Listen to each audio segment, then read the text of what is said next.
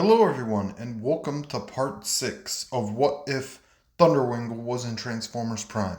So without further ado, let's get right to it. So we start off at the Nemesis crash site, where Dreadwing is held in the brig with stasis cuffs on him. And he just walks back and forth, back and forth. That is until Optimus and Megatron walk into the room. And we could see Optimus looking very, very upset, because he just lost 2 of his fellow Autobots. Which he then tells Dreadwing, "You are to tell us everything, and I mean everything you know about ThunderWing, now." "And why should I tell you? You are the ones who murdered Skyquake. You, Megatron, is the one who sent him on that mission to this planet, thus sealing his fate. And Optimus Prime here is the one who killed him." Optimus and Megatron then look at each other, with Megatron stating, yes, he did send Skyquake on that mission to this planet. And it was Optimus Prime who killed him. But Starscream is the one whom freed him from stasis, thus causing him to fight Optimus and die. Dreadwing then says, "Impossible. This can't be, but ThunderWing told me." "ThunderWing was lying to you, Dreadwing. What have I done?" "There is still an opportunity to fix your mistake, Dreadwing. Please tell us everything you know and learned of ThunderWing." Dreadwing then tells them everything. ThunderWing is a herald of Unicron, and awakened right after his master's slumber. And his sole purpose is to hunt down the bearer of the Matrix and destroy him, and will destroy anyone who gets in his way. Where is ThunderWing? But right before Dreadwing could answer, The proximity alarms of the Nemesis start to ring, and Soundwave shows ThunderWing with 3 clones and Arachnid. all flying towards the Nemesis. So ThunderWing has come to finish the job. Are your warship's weapons still online, Megatron? "Indeed, Prime. We may use them to eviscerate ThunderWing and his team." "Indeed, Megatron. You and I will face ThunderWing, while our teams get to safety." "No way, Optimus. I ain't going anywhere. I'm facing ThunderWing with you." Bumblebee then nods and looks to RC. "We're not letting you face ThunderWing alone. We're with you all the way, Prime, till the end." For Bulkhead and Wheeljack, the Vehicons nod. The remaining Insecticons nod. For Hotshell, Soundwave nods, then looks to Knockout. "But if things get too crazy, we are evacuating, right?" "Indeed. We must not risk further loss. If anything starts to go wrong, we will evacuate to my base." "Then let us eviscerate ThunderWing." Dreadwing then says, "I'm coming too."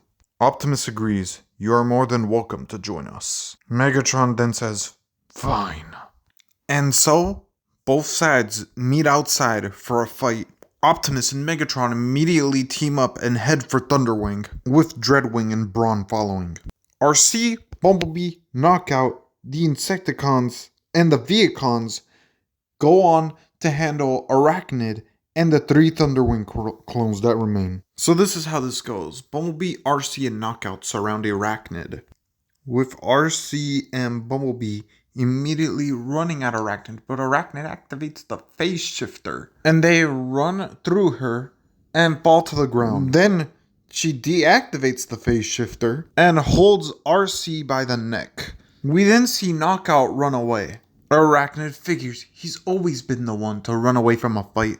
Then Bumblebee and RC think in disappointment, but RC tries to communicate with Arachnid and say, "Let RC go, take me."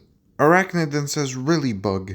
You are the one making requests to me?" But get this, they hear a noise coming from the Nemesis warship, which then the same stasis beam that was activated in Flying Mind is activated and shot at Arachnid, putting her into stasis. By the way, RC manages to get out of her grasp before she's blasted too. So yeah, they look at each other, and that is when Knockout runs out. "Stasis beam, huh? I recently discovered that." RC then says, "Nice job." Knockout says, "Thank you." So we get to ThunderWing, Optimus, and Megatron, where Megatron and Optimus are throwing punches at ThunderWing from all sides, flying around him. And this is when he sees Dreadwing flying at him straight up. This is for tricking me. Dreadwing repeatedly slashes at ThunderWing's face and jumps down to the ground, hoping for him to go down. But that is when ThunderWing shoots Dreadwing through the chest, causing him to collapse down and die. Optimus and Megatron look in shock. You fools! I've had enough of this. I will no longer hold back on any of you. On this day, you shall all perish. ThunderWing then uses a sword, charges at Optimus, determined to rip out the matrix of leadership once and for all. Optimus then braces himself, waiting for the impact, but it doesn't hit him. Instead, we see that Megatron has taken the blow. Optimus then grabs Megatron's body as he falls off the sword, ordering everybody to retreat immediately and orders Ratchet to activate a ground bridge. Everyone who remains retreats, with ThunderWing saying, Cowards, come back and face your doom. He then sees that they have retreated. He did try to chase them, but they escaped on time. Grr, very well, cowards, run. Your doom will come soon enough. Back at the Autobot base, Optimus immediately puts Megatron onto the medical table immediately. Ratchet, do what you can to try to save him. Ratchet examines him. Optimus then rushes to the remaining of his allies. A few straggler Vehicons, we could say like maybe 10 are the survivors of this battle, with Knockout, Soundwave, Bumblebee, RC, and Brawn. He asks if everybody's okay, and everybody is pretty good. He's happy to hear that. He then turns his attention back to Megatron. Ratchet, can you save him? Optimus then says, Sorry, Optimus, there's nothing I could do. It's fatal. He then looks to Megatron. Megatron, why did you do that? He then says, Optimus, if you die, no one will be able to stop ThunderWing. He will destroy the Matrix and wipe out the last remaining Cybertronians in the universe. I did what I felt was necessary. You did not need to do that, Megatron. Actually, I did, Prime. For you are the only one in this universe capable of protecting it. No one else can. So, do me a favor. Please, save Cybertron. Save the universe. And with that, Megatron goes offline, passing away. A few hours later, everybody is mourning over the loss. Mostly Optimus and Soundwave, because they were the ones who developed the closest relationships with Megatron. That is until Soundwave and Ratchet pick up a Cybertronian escape pod entering Earth's atmosphere.